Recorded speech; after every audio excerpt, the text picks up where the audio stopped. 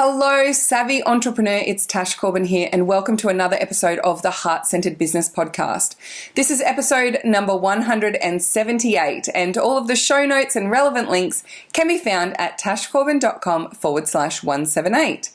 Today we are talking about automations and making sales on autopilot and sales funnels through the lens of, can you do it in a way that is heart-centered and feminine and connected rather than pushy and masculine and actually sometimes a bit aggressive.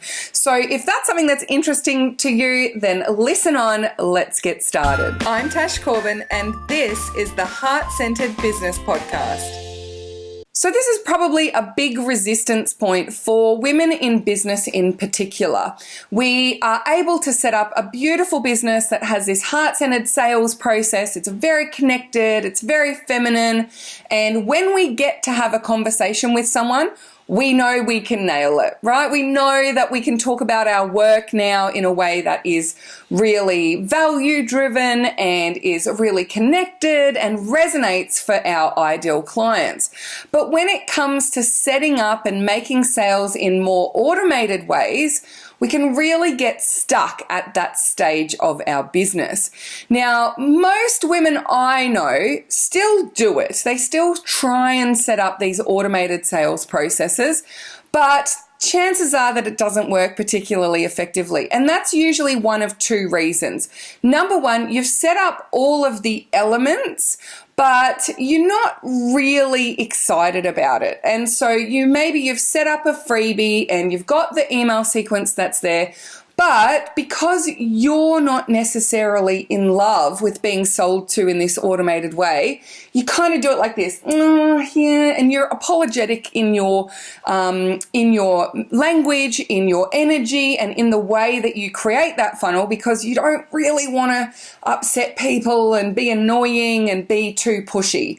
So you create the funnels and you've ticked all of the boxes, but you haven't necessarily created something that you're excited about, and the energy that you give off and the language that you're using is not necessarily going to be high conversion.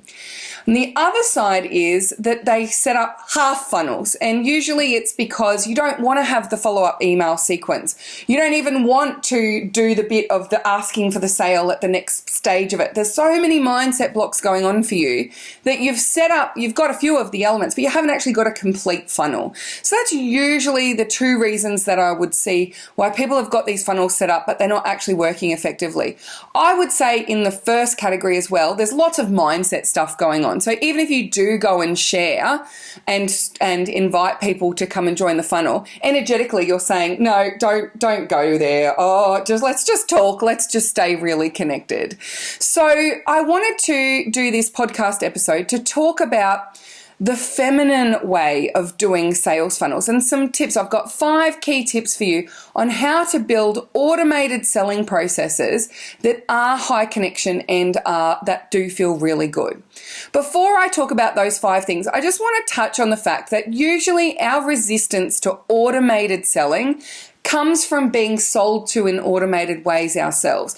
We have the resistance because of our experience, the trying to say things to a robot on the phone and being put through to the wrong area, or having an argument with an automated voice system when you're trying to make changes to your phone plan, or some of those robot or messenger bots or those types of things, or automated emails where you know that you aren't actually talking to a real person and it's just frustrating. You just wish a person could understand your unique needs. So because we've been sold to using some of these automated ways and it hasn't been a great experience for us, we don't want to be that person for other people. And so we are in resistance to using some of those tools or setting up some of those things because we don't want to be that. We don't want to create that experience for our customers.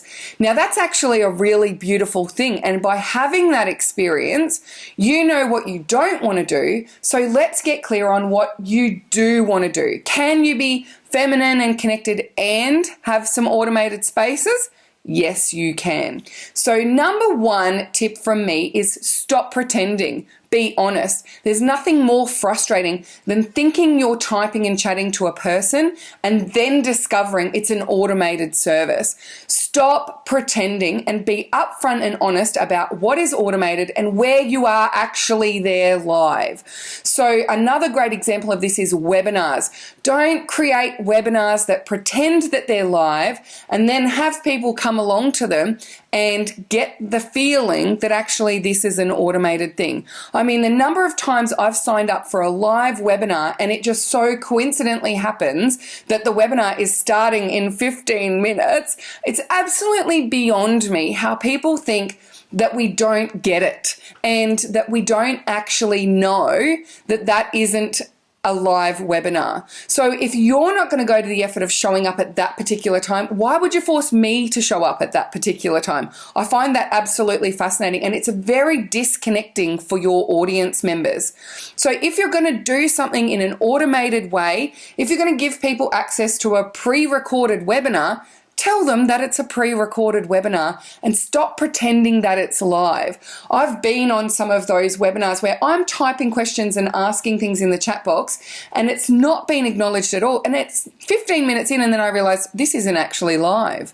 This is pre-recorded. I don't even know if that chat box is actually real people who are chatting there. I don't know if that's actually other people who are live. What is the point of me typing in this chat box right now?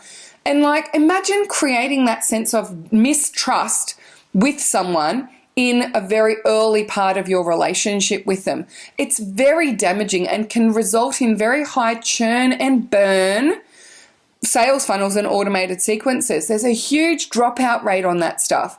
So rather than pretending that it's something that's live, rather than pretending that you're actually there answering them on Messenger, why not be really upfront and honest about it? I've interacted with some messenger bots in my time that have actually really enjoyed the experience. And because I've known that it's a bot from the start, and it's kind of like, let's get our cards on the table. This is a messenger bot. Hi, I'm Tash's automated messenger bot, right? That's actually really trust building because you're being upfront and honest about it from the very beginning. So that's tip number one, is stop pretending that things that are automated are live. Just be really honest about what you've done live and what's actually an automated or pre-recorded process. And that means that you're creating trust from the outset. Number two is dial up the humanness. So even though it is automated, you want to make sure that people still get a sense of you. That this isn't like, it's not that they're interacting with an automated thing or getting an email that could be written by a copywriter. Actually make it feel like it's you. In your copy, learn how to speak and write in your voice. As much as possible, have your face present. So when you send follow-up emails to that automated, in that sales funnel, have your photo in those emails so that people can actually see your face and create some connection with you, even though they're not interacting with you in a live way.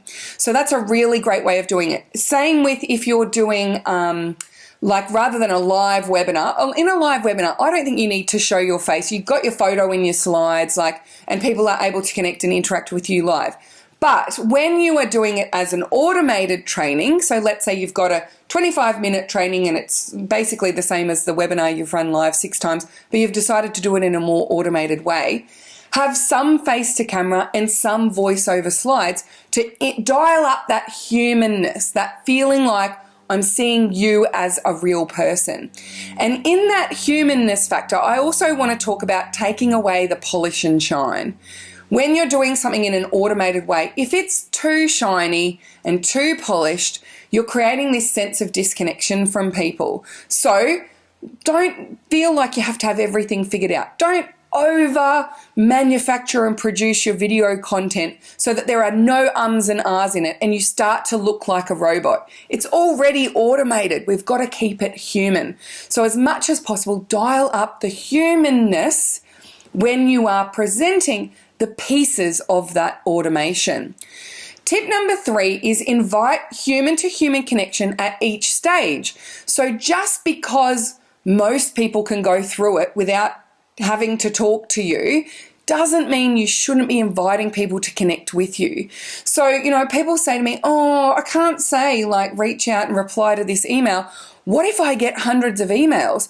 Well, if you're getting hundreds of emails from people inquiring about working with you and buying from you, you can afford to hire a customer service person. You can afford to set up systems and processes to actually respond to those people and make sure that you're not being overwhelmed with emails. There's so much fear of people reaching out and talking to you one-to-one these days in the online business world. And that fear is not real when you're in the early stages of your business. If I said to you in your email saying, make sure that you reach out and get in touch if you've got any questions, would increase your sales by over 50%, would you be willing to invite people into your inbox for that result? Of course you would. There's so much fear about being overwhelmed by customer inquiries and people asking questions and people having too much access to you. But chances are, if I said to you an extra 2 hours a day, 2 hours a week of responding and being human and connecting with people one-to-one will triple or quadruple your income in the next few weeks, I'm pretty sure you would be okay with it. So yes, you might need to put some boundaries around it. And yes, you might need to consider having a gatekeeper, like another human element. But there's nothing wrong with, and I actually think it's better to invite human-to-human connection at each stage of the funnel, so that if people feel like they have questions, they feel like they can reach out to someone, that they're not forced to go through this process on their own and figure it out for themselves. So that human-to-human connection can make a huge difference in how those automated things convert. And even just the knowing that I can reach out to you sometimes is enough. I don't need to ask you a question on email, but I'm really touched that you invited me to do so. And that can be enough to create that sense of trust and connection for people. Number 4, review it through the eyes as if you were a cold customer. So if you don't enjoy getting 10 emails in 4 days from people, don't do that in your sales funnels. If you don't enjoy being forced to show up to an automated webinar at a certain time, don't force other people to do it. If you don't love maybe like, those fear-driven, you're never going to make it type emails, don't use them. Review your sales funnel, review your automations through the eyes of what you like to experience and what you would enjoy as a customer and what you would think is reasonable, and then be reasonable to your audience as well. Treat others in the way that you would like to be treated. And usually what I do is I err on the side of a little gentler than even I would be okay with. So like, I don't mind getting an email every day to follow up a webinar, for the first few days. That's fine. Remind me to watch recording. That's okay.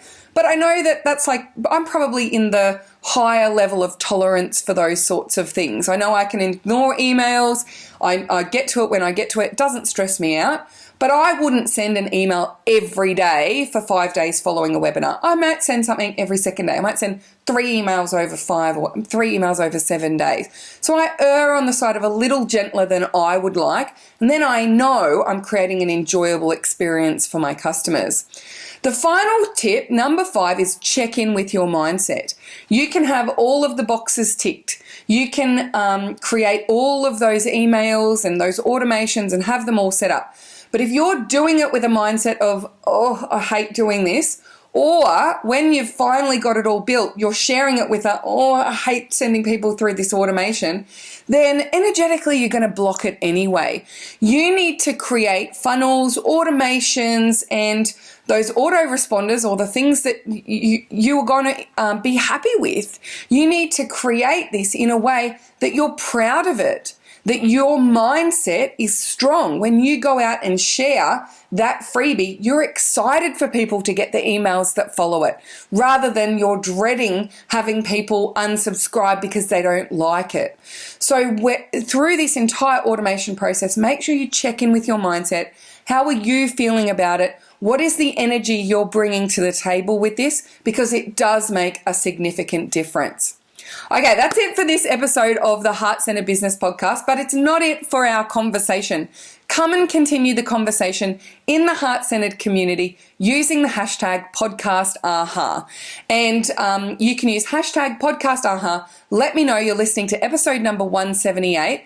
And let me know, what are your insights from this episode and what are your questions? Let's continue the conversation over in the Facebook community.